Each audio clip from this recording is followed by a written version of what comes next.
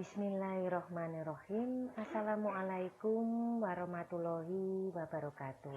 Bertemu lagi dengan saya Ibu Maya Utami Dewi pada mata kuliah Pendidikan Kewarganegaraan dan Anti Korupsi pada kesempatan kali ini. Adapun tema yang akan disampaikan pada pertemuan kali ini adalah peran mahasiswa dalam pencegahan korupsi di lingkungan luar kampus. Baiklah, langsung saja kita masuk pada materi untuk kesempatan kali ini. Di dalam masyarakat, peran mahasiswa itu adalah sebagai alat atau kontrol sosial. Mahasiswa ini dapat melakukan peran preventif terhadap korupsi dengan membantu masyarakat dalam mewujudkan ketentuan dan peraturan yang adil dan berpihak pada rakyat banyak, sekaligus mengkritisi peraturan yang tidak adil dan tidak berpihak pada masyarakat. Jadi apa yang menjadi kebijakan, apa yang menjadi peraturan yang telah ditetapkan dan dikeluarkan oleh pihak pemerintah ini akan dinilai dan dianalisa oleh mahasiswa sebagai alat kontrol sosial, sehingga sekaligus bisa melakukan peran preventif terhadap korupsi dengan membantu masyarakat dalam mewujudkan ketentuan dan peraturan yang memang benar-benar berpihak kepada masyarakat banyak. Mahasiswa juga dapat melakukan peran edukatif dengan memberikan bimbingan dan penyuluhan kepada masyarakat, baik pada saat melakukan kuliah kerja lapangan atau KKL, mengenai masalah korupsi dan mendorong masyarakat berani melaporkan adanya korupsi yang ditemukan pada pihak yang berwenang. Nah, jadi salah satu bentuk konkret peran mahasiswa di luar kampus ini bisa menjadi salah satu mediator yang nanti akan mempunyai peranan memberikan edukatif ya dengan berupa bimbingan atau penyuluhan kepada masyarakat pada saat melakukan KKL. Nah, pada saat KKL ini kan memang satu kegiatan yang mengakibatkan mahasiswa itu ada di lingkungan masyarakat, sehingga kondisi ini bisa digunakan salah satunya untuk memberikan edukasi tentang gerakan anti korupsi di dalam masyarakat. Selain itu, mahasiswa juga bisa mendorong masyarakat, memberikan motivasi kepada masyarakat jika sampai nanti menemukan adanya kasus korupsi di lingkungan sekitar dan itu benar terjadi, tidak berupa omongan saja tapi juga ada bukti, ada kenyataannya seperti itu ya. Nah, ini bisa dimotivasi untuk mau dan berani melaporkan kepada pihak yang berwenang. Selain itu, mahasiswa juga dapat melakukan strategi investigatif dengan melakukan pendampingan kepada masyarakat dalam upaya penegakan hukum terhadap pelaku korupsi serta melakukan tekanan kepada aparat penegak hukum untuk bertindak tegas terhadap pelaku tindak pidana korupsi. Nah, jadi beberapa hal yang bisa dilakukan oleh mahasiswa di luar kampus bisa disimpulkan di sini. Yang pertama, sebagai kontrol sosial. Jadi di sini ada peran preventif yang diberikan oleh mahasiswa tadi, ya. Jadi mereka mencoba untuk membantu masyarakat mewujudkan ketentuan dan peraturan yang berpihak kepada masyarakat. Kemudian yang kedua ada peran edukatif, ketika mereka terjun langsung ke masyarakat itu bisa menjalankan sosialisasi, memberikan edukasi tentang gerakan anti korupsi. Kemudian ada juga peran investigatif, yaitu bisa melakukan pendampingan kepada masyarakat dalam upaya penegakan hukum terhadap pelaku korupsi, serta ikut membantu melakukan tekanan kepada aparat hukum untuk mau bertindak tegas. Nah, kemudian kita juga bisa melihat peran mahasiswa di masyarakat sekitar. Hal yang sama dapat dilakukan oleh mahasiswa atau kelompok mahasiswa untuk mengamati di lingkungan masyarakat sekitar. Misalnya saja, apakah kantor-kantor pemerintah di dalam menjalankan fungsi pelayanan kepada masyarakatnya dengan sewajarnya itu sudah bisa dilaksanakan. Contohnya saja pelayanan untuk pembuatan KTP, kemudian SIM, kemudian KK, laporan kehilangan, pelayanan pajak, dan lain sebagainya. Kemudian ketika melakukan pengurusan terhadap dokumen-dokumen tersebut, adakah biaya yang diperlukan untuk pembuatan surat-surat atau dokumen tersebut? Nah, kalaupun ada biaya, ini biaya yang wajar atau bagaimana? Karena biasanya di beberapa tempat ada beberapa tempat yang membuat katakanlah ketentuan tersendiri harus membayar. Ada juga yang menggratiskan. Nah, hal inilah yang perlu masyarakat itu pahami. Kenapa kalau di daerah A itu membayar, di daerah B itu gratis. Nah, ini masyarakat juga harus mendapatkan transparansi keterangan dari pihak atau lembaga pelayanan masyarakat tersebut. Karena hanya mereka yang paham, sedangkan kita sebagai masyarakat itu yang membutuhkan dokumen-dokumen tersebut, ya kepentingannya butuh dokumen. Nah, untuk bisa dapat dokumen itu harus membayar. Nah, ini peraturan. Nah, jadi ini yang bisa dinilai, dianalisa di sekeliling kita, yang mungkin paling dekat dulu ya di lingkungan sekitar kita, misal wilayah RT, RW, kelurahan, dan lain sebagainya. Kemudian dari biaya yang dibayarkan untuk pembuatan dokumen-dokumen tersebut, wajarkah jumlah biaya dan apakah jumlah biaya tersebut resmi diumumkan secara transparan sehingga masyarakat umum itu tahu. Nah, seperti yang menjadi pertanyaan sebelumnya, jadi memang ada beberapa tempat yang menggratiskan, ada beberapa tempat yang membayar. Nah, tentunya masyarakat ini kan hidup berdampingan. Nah, kemudian informasi mengenai yang gratis dan berbayar itu pasti akan sampai ke dua-duanya. Nah, ini kita sebagai masyarakat membutuhkan transparansi dari hal-hal tersebut. Kenapa kok yang di sana bisa gratis, yang di sini harus bayar. Nah, inilah yang perlu diamati dari sekeliling lingkungan kita dan fenomena yang memang terjadi sekarang, di mana kadang-kadang kita mungkin tidak terasa atau sudah terbiasa dengan hal seperti itu. Misalkan saja untuk bikin KTP, kita mungkin minta bantuan orang, istilahnya bikin SIM, KK, laporan kehilangan, dan lain-lain nembak gitu ya. Nah, otomatis kita memberi bayaran kepada pihak yang kita mintai tolong tadi. Nah, otomatis budaya seperti ini kalau kita hilangkan itu agak sulit karena sudah membudaya di lingkungan masyarakat kita. Oleh karena itu, menjadi tugas bagi kita semua untuk mulai sekarang melakukan semuanya itu secara jujur. Seandainya ada urusan pembuatan dokumen dan lain sebagainya, mungkin dari pihak pemerintah dan layanan publik, penyelenggara negara itu bisa membuatkan satu sistem yang mudah, yang membuat masyarakat itu tidak perlu harus melalui calo atau orang-orang yang membantu, yang nanti harus diberikan dana tambahan seperti itu. Nah, ini tadi adalah gambaran peran serta mahasiswa di lingkup masyarakat. Bagaimana dengan peran mahasiswa di tingkat lokal atau internasional?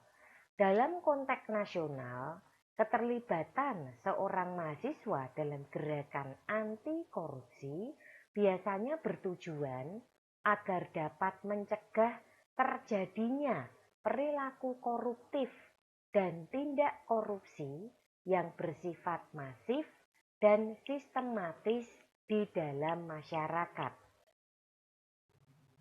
Mahasiswa sendiri dengan kompetensi yang dimiliki ini dapat menjadi pemimpin atau leader dalam gerakan massa anti korupsi, apakah itu yang bersifat lokal maupun nasional. Nah, jadi di sini peran mahasiswa tersebut dalam gerakan anti korupsi itu bisa membawa, salah satu contohnya adalah menjadi leader dalam gerakan massa anti korupsi, apakah itu dalam sebuah seminar tadi kebetulan ada yang bersifat nasional, ada juga yang bersifat internasional, menjadi pembicara dalam gerakan anti korupsi yang diselenggarakan oleh dunia, misalkan ya, mungkin dari tingkat Asia dulu, kemudian nanti merambah ke Eropa dan lain sebagainya. Nah, ini menunjukkan bahwa peran mahasiswa itu sangat penting, tidak hanya sebagai kontrol sosial juga, tapi juga menjadi pelaku dari motivator gerakan anti korupsi di negara kita. Nah, berikutnya kita akan melihat adapun peran mahasiswa dalam gerakan anti korupsi di beberapa bidang. Salah satunya adalah bidang ekonomi. Di sini dicontohkan tidak menyalahgunakan kepercayaan dalam sebuah organisasi. Dalam hal ini yang dimaksud adalah sebuah kewirausahaan di organisasi tersebut.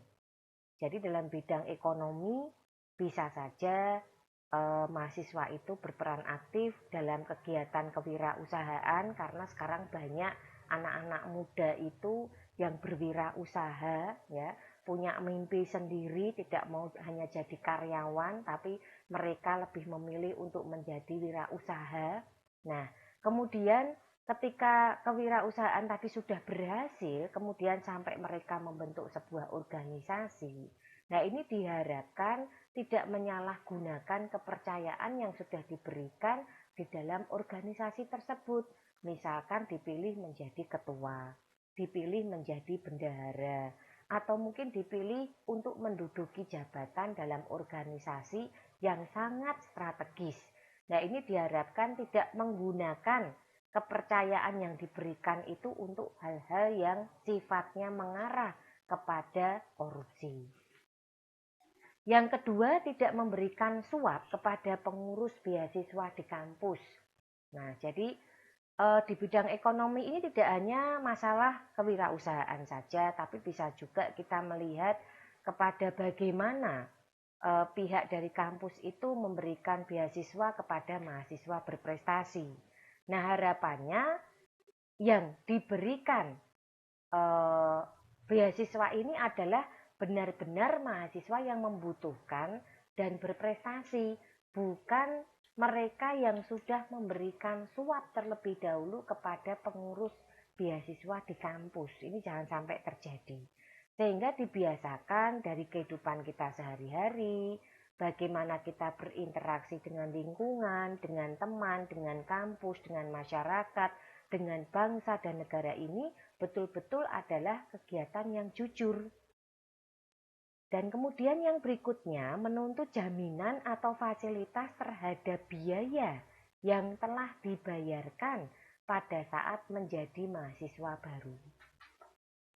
Jadi di bidang ekonomi ini untuk mencegah adanya korupsi, ya paling tidak kalau jaminan dan fasilitas kampus yang sesuai dengan yang telah dibayarkan, ya tetap tidak ada masalah ya. Nah, nanti di sini harapannya jangan menjadi provokator, jangan menjadi motivator untuk gerakan-gerakan demo yang bisa disisipi oleh orang-orang yang tidak bertanggung jawab.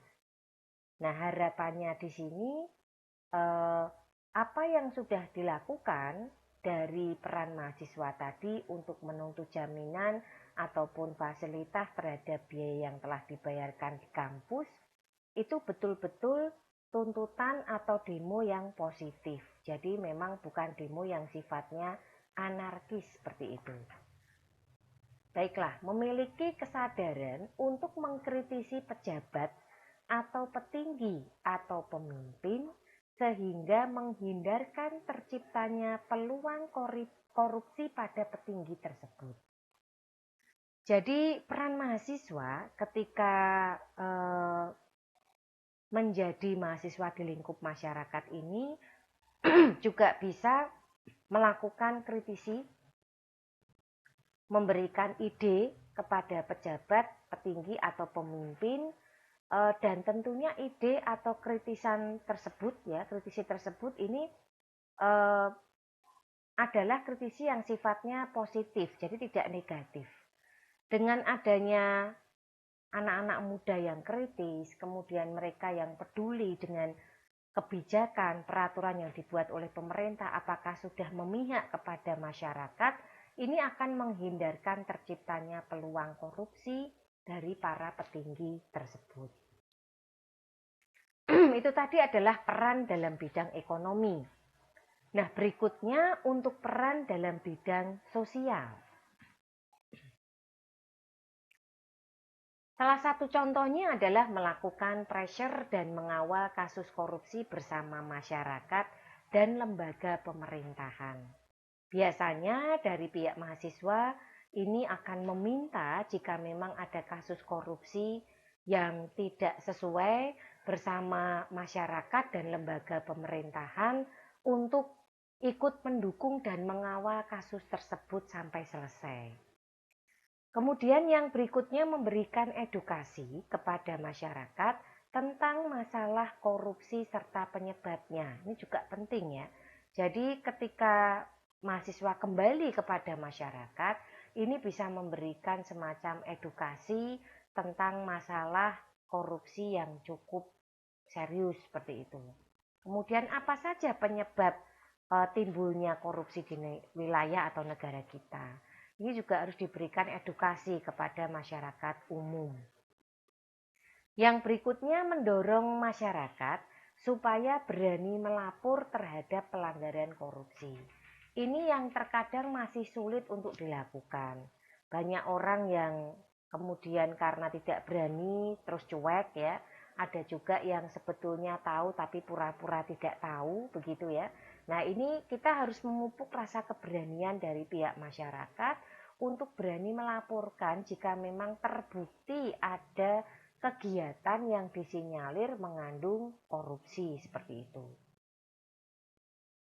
Berikutnya adalah mengontrol serta mengkritik kebijakan pemerintah yang memberikan peluang adanya tindak korupsi. Kemudian yang berikutnya melakukan gerakan serta kerjasama terhadap lembaga pemerintah dan swasta untuk memerangi korupsi secara bersama-sama.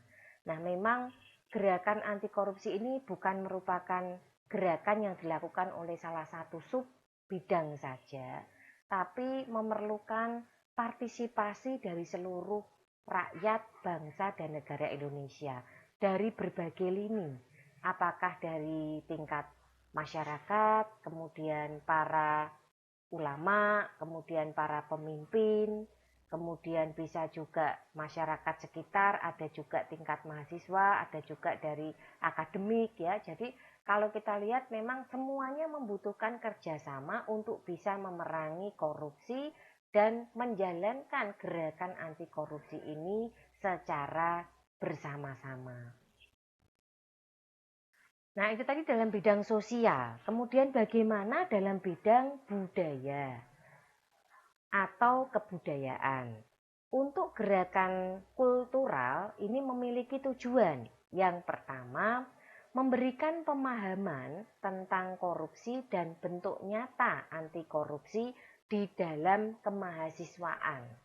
Jadi di sini paham tentang gerakan anti korupsi dan real kegiatannya dari gerakan anti korupsi itu apa, ini harus disosialisasikan kepada mahasiswa.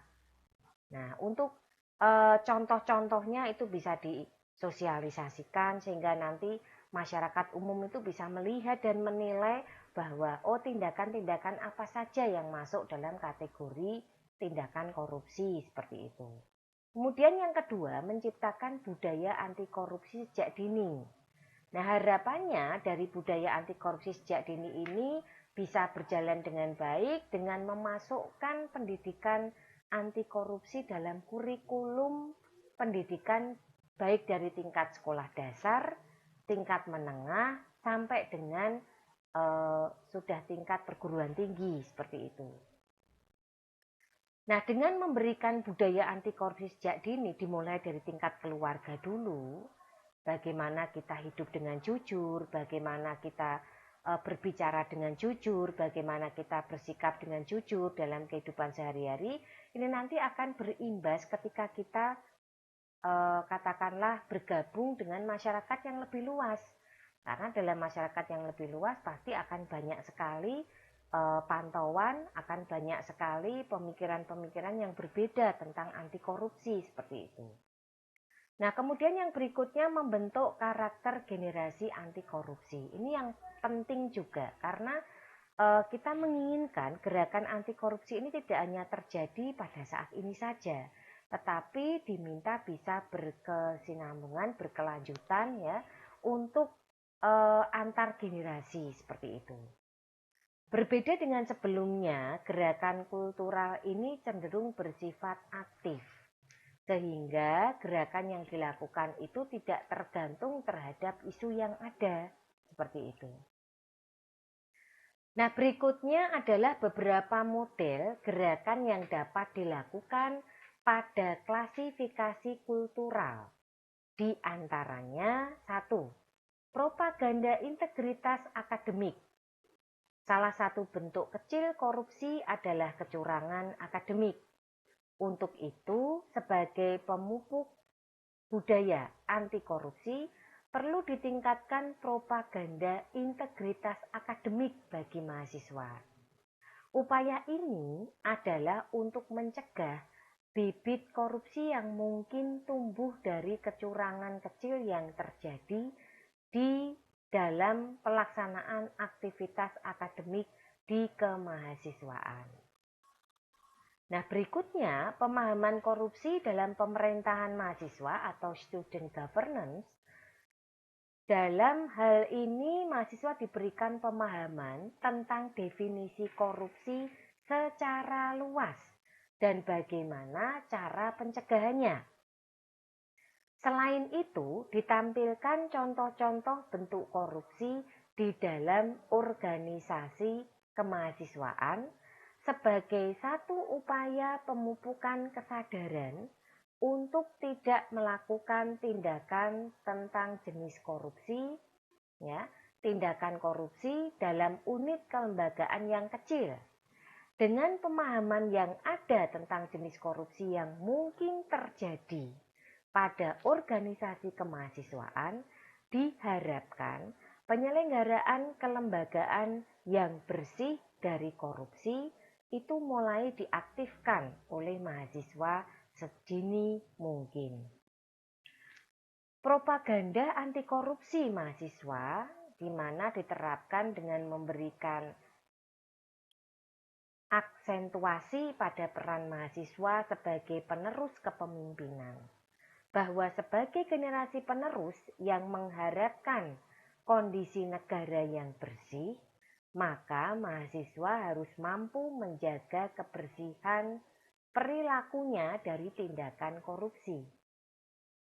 Tujuan dari hal ini untuk menyadarkan peran sebagai generasi penerus serta menumbuhkan mental anti korupsi secara permanen. Adapun contoh upaya mahasiswa dalam pemberantasan korupsi di bidang teknologi, turut mengkritisi dan memberi masukan terhadap lembaga pemerintahan dengan menggunakan sosial media dengan bijak. Sosial media yang makin banyak macamnya ini mempermudah masyarakat, terutama dalam menyalurkan kritik dan saran yang sifatnya membangun.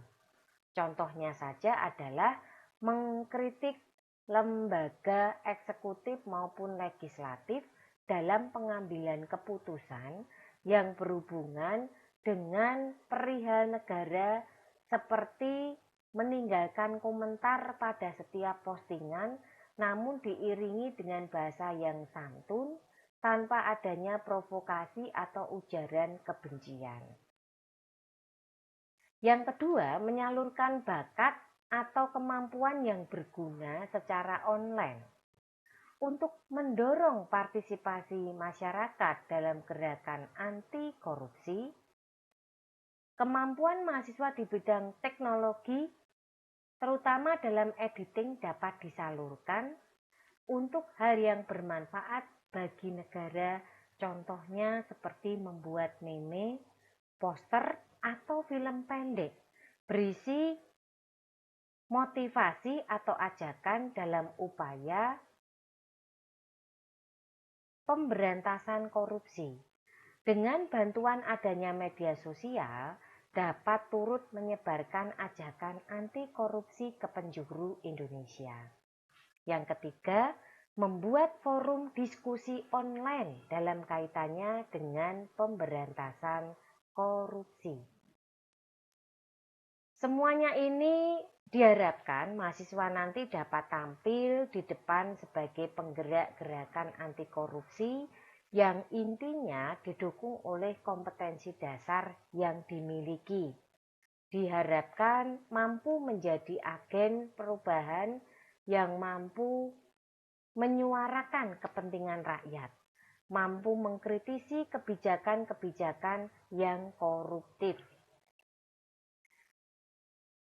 Intinya mahasiswa dimohon bisa memberikan motivasi, bisa memiliki perasaan mampu mencegah perbuatan korupsi. Dalam konteks nasional, keterlibatan seorang mahasiswa dalam gerakan anti korupsi biasanya bertujuan agar dapat mencegah terjadinya perilaku koruptif dan tindak koruptif yang masif dan sistematis di dalam masyarakat. Mahasiswa dengan kompetensi yang dimilikinya itu dapat menjadi pemimpin atau leader dalam gerakan mahasiswa anti korupsi, baik yang bersifat lokal maupun yang bersifat nasional. Nah, upaya untuk pembekalan mahasiswa ini dapat ditempuh dengan berbagai cara, antara lain kegiatan sosialisasi, kampanye, seminar, atau perkuliahan. Pendidikan anti korupsi bagi mahasiswa biasanya bertujuan untuk memberikan pengetahuan yang cukup tentang seluk-beluk korupsi dan pemberantasannya, serta menanamkan nilai-nilai anti korupsi. Tujuan jangka panjang adalah menunjukkan budaya anti korupsi di kalangan mahasiswa dan mendorong mahasiswa untuk dapat berperan serta aktif dalam upaya pemberantasan korupsi di Indonesia. Tujuan anti korupsi sendiri lebih menekankan pada pembangunan karakter anti korupsi pada diri individu manusia serta membangun semangat dan kompetensinya sebagai agent of change bagi kehidupan bermasyarakat dan bernegara yang bersih dan bebas dari ancaman korupsi. Karena sifatnya yang sangat luar biasa, maka untuk memerangi atau memberantas korupsi diperlukan upaya yang luar biasa juga. Upaya memberantas korupsi itu sama sekali bukanlah suatu pekerjaan yang mudah. Upaya memberantas korupsi tentu saja tidak bisa hanya menjadi tanggung jawab di pihak institusi penegak hukum atau pemerintah saja, tetapi juga merupakan tanggung jawab bersama seluruh komponen bangsa. Oleh karena itu, upaya memberantas korupsi harus melibatkan seluruh pemangku kepentingan, dalam hal ini adalah stakeholder yang terkait, yaitu pemerintah, swasta, dan masyarakat. Dalam konteks inilah, mahasiswa sebagai salah satu bagian penting dari masyarakat ini sangat diharapkan memiliki peran yang aktif. Jadi meskipun disibukkan oleh tugas kuliah dan lain sebagainya, tapi tetap bisa memberikan satu kontrol sosial, ya, dianggap sebagai salah satu bagian penting dari masyarakat yang bisa memberikan edukasi tentang gerakan anti korupsi. Adapun keterlibatan mahasiswa di dalam gerakan anti korupsi pada dasarnya dapat dibedakan menjadi 4 wilayah.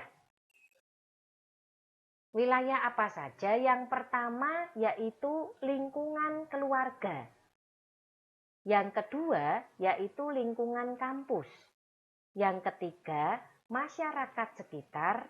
Dan yang keempat, tingkat lokal atau nasional. Lingkungan keluarga dipercaya dapat menjadi tolok ukur yang pertama dan utama bagi mahasiswa untuk melakukan pengujian. Apakah proses internalisasi anti korupsi di dalam diri mereka itu sudah benar-benar terjadi? Keterlibatan mahasiswa dalam gerakan anti korupsi di lingkungan kampus tidak bisa dilepaskan dari status mahasiswa sebagai peserta didik yang mempunyai kewajiban ikut menjalankan visi dan misi kampusnya. Sedangkan keterlibatan mahasiswa dalam gerakan anti korupsi di masyarakat dan di tingkat lokal atau nasional terkait dengan status mahasiswa sebagai warga negara yang mempunyai hak dan kewajiban yang sama dengan masyarakat lainnya. Dengan kompetensi yang dimiliki, mahasiswa diharapkan menurut Kementerian Pendidikan dan Kebudayaan, Direktorat Jenderal Pendidikan Tinggi tahun atau pasal 2013 ya.